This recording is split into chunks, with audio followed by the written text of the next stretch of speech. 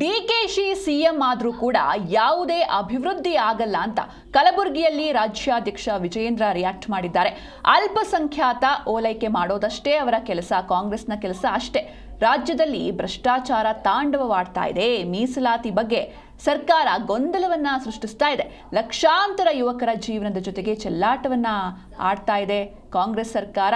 Next DK Shivakumar ಅವರು CM ಆದರೂ ಕೂಡ ಯಾವುದೇ ಅಭಿವೃದ್ಧಿ ಆಗಲ್ಲ, ರಾಜ್ಯದಲ್ಲಿ ಯಾವುದೇ ಡೆವಲಪ್ಮೆಂಟ್ಸ್ ಆಗಲ್ಲ ಅಂತ ಕಲಬುರಗಿಯಲ್ಲಿ ರಾಜ್ಯಾಧ್ಯಕ್ಷ ವಿಜಯೇಂದ್ರ ರಿಯಾಕ್ಟ್ ಮಾಡಿದ್ದಾರೆ.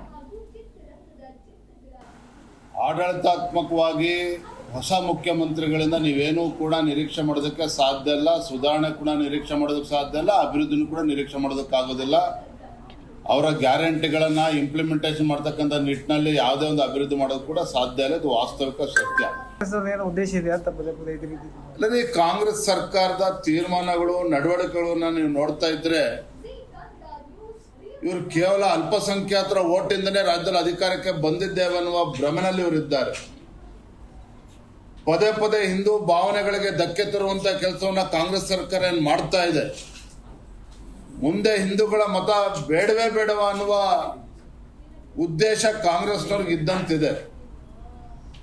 ಹಾಗಾಗಿ ಇವೆಲ್ಲವನ್ನು ಕೂಡ ನಾವು ನೋಡಿಕೊಂಡು ಸುಮ್ಮನೆ ಕೂರೋದಕ್ಕೆ ಬರೋದಿಲ್ಲ. ನಾವು ಕೂಡ ಇವತ್ತು ಸಮಾಜದಲ್ಲಿ ಜಾಗೃತಿ ಮೂಡಿಸುವಂತ ಕೆಲಸ ನಾವು ಮಾಡಬೇಕಾಗಿದೆ. ಆ ಕೆಲಸವನ್ನು ನಾವು ಇವತ್ತು ಮಾಡ್ತಾ ಇದ್ದೇವೆ.